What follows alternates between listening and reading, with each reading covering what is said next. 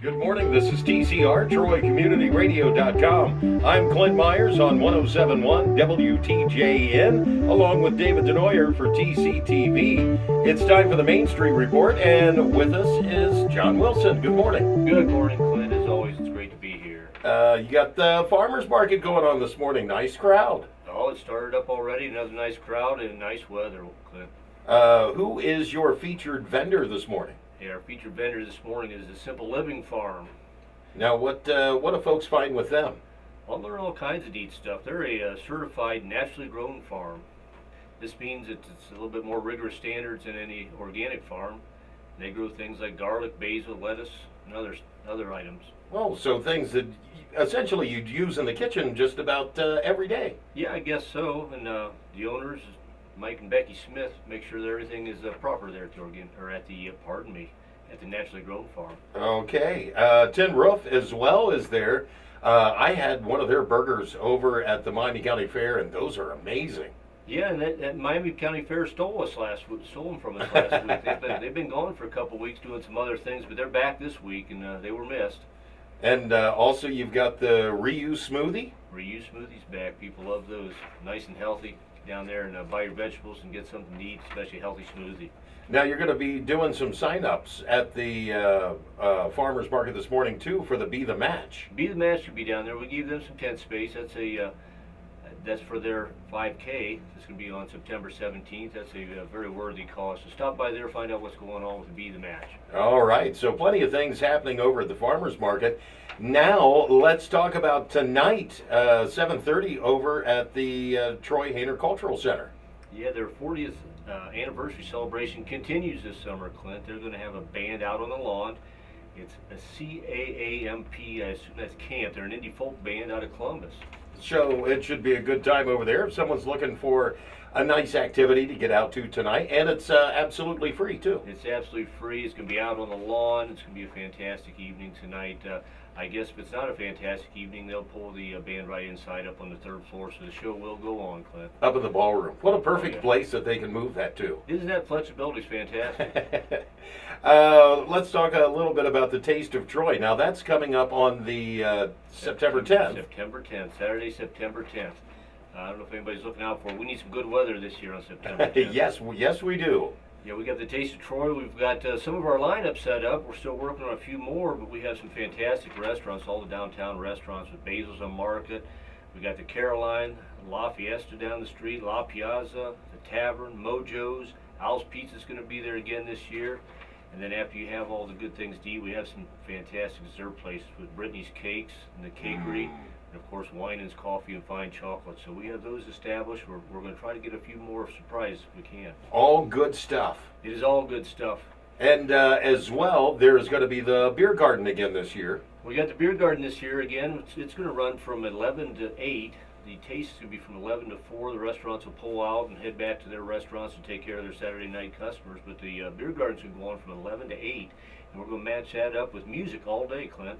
That's great. Well, the music all day, Rum River Blend. We're setting up that lineup, but we got a couple big hitters right now. We got Rum River Blend. That's a local band that plays bluegrass and folk music. I think everybody's seen them somewhere. They do a fantastic job at the events in the area. They're fun. They are fun, and they enjoy themselves, and the people can catch on that. And then the band you have playing for the beer garden later on that night is Funk G and the Groove Machine.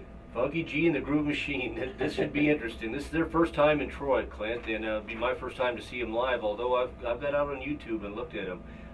They're a high-energy dance band. They're out of Dayton.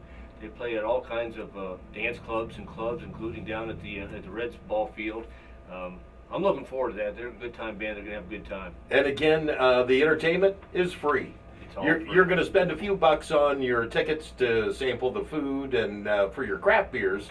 Correct. But again, free entertainment, downtown Troy on Prouty Plaza. Yeah, people love to be outside, close off the streets, and have a party. Now, we really want to make sure that we have good weather on that day because once again this year, the Walk to End Alzheimer's is going to be making its walk in the downtown before the Taste of Troy. Yeah, it kicks off from Courthouse Square. It's going to go through downtown and do their 5K, and I guess luckily end right at the Taste of Troy. Work up an appetite and, Oh, I and hope head so. over there. I hope so. Well, they're walking for a good cause, and then they can eat for a good cause too. Now, something else that is also, there's so many things going on the 10th. Lots of things. You got the Alzheimer's Walk in the morning. You've got the Taste of Troy, Funky G and the Groove Machine, and the Beer Garden open later.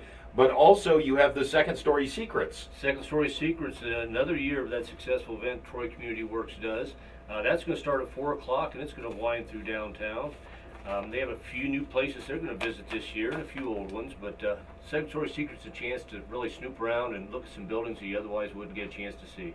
That's the neat thing about it. Do you have any of the places that we're going to get to see this year? I got a couple off the list. Okay. We'll see the Shaughnessy building, the old Shaughnessy building, the second floor. Wade and Susan Westfall have been working hard on that building over the last few years, so you can see the progress as it continues.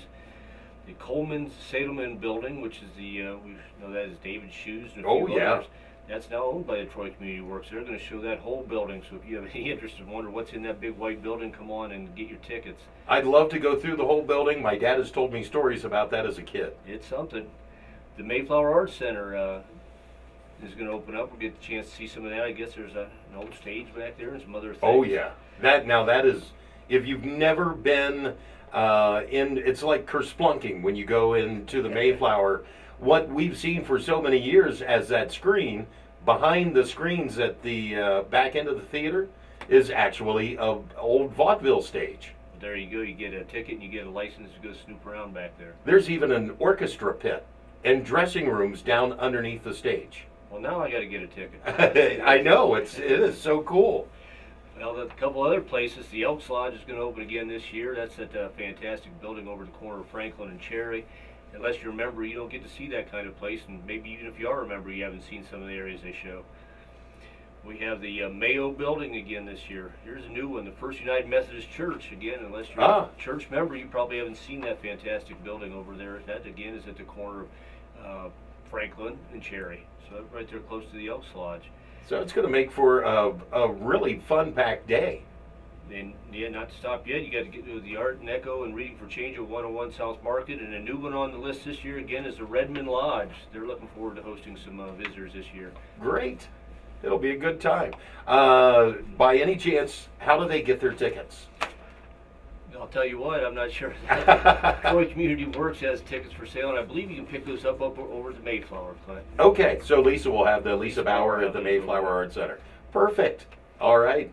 Anything else you'd like to add in this morning, John? Well, I guess it just occurred to me, because I'm sure somebody in the radio station would want us to mention that also on Saturday, September 10th, is the high school band competition over at the stadium. So there's if any high school band, those kids put on a fantastic show, whether it's a band of 40 or a band of 200. It's a great show. You can get over there and see that in conjunction with everything else, and hopefully some of the people that are here in town today are here in town for that will come on down to Taste of Troy as well. And speaking of that, there is also a Scleroderma walk that is going to be meeting out at Honda. We got it all going on. Plenty of things happening. All right, John, thank you so much for being in this morning. Thank you again, Clint. This has been the Main Street Report with John Wilson. I'm Clint Myers on 107.1 WTJN for David Denoyer on TCTV.